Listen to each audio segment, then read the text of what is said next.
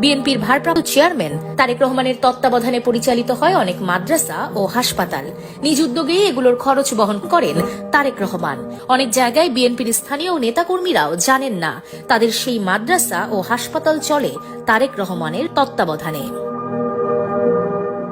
বগুড়ার গাবতলী থানায় লাঠিগঞ্জের ৩ মাথার মোড়ে এতিমদের একটি মাদ্রাসা রয়েছে। সেখানকার বেশিরভাগ শিক্ষার্থীর দৃষ্টিশক্তি নেই কিংবা আংশিক আছে।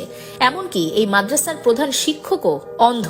২০১১ সালে এই মাদ্রাসার তথ্য জানতে পেরে দায়িত্ব নেন তারেক রহমান। ২০১৭ সালে মাদ্রাসাটিতে একটি চক্ষু ক্যাম্প আয়োজন করা হয়। সে সময় পরীক্ষায় দেখা যায় কিছু শিক্ষার্থী চিকিৎসা পেলে সুস্থ হয়ে উঠবেন। জানতে পেরে তাদের চিকিৎসার যাবতীয় দায়িত্ব নেন তারেক রহমান। ৭ জন শিক্ষার্থী এখন চোখে দেখতে পান।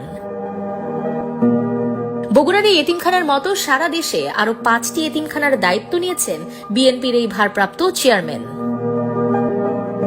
দরিদ্র, অসহায় কিন্তু মেধাবী এমন অনেক শিক্ষার্থীর যাবতীয় খরচ বহন করেন তারেক রহমান। এসব শিক্ষার্থীর মধ্যে ১৪ জন চিকিৎসক হয়েছেন, মেডিকেলে পড়ছেন আরো কয়েকজন, ৭ থেকে ৮ জন ইঞ্জিনিয়ার হয়েছেন। সেনাবাহিনীতে যোগদান করেছেন ২ জন, যাদের যাবতীয় খরচ ৫ম শ্রেণী থেকেই বহন করে আসছেন তারেক রহমান। শিক্ষার্থীদেরও জানতে দেওয়া হতো না তাদের আসল সাহায্যকারী কে।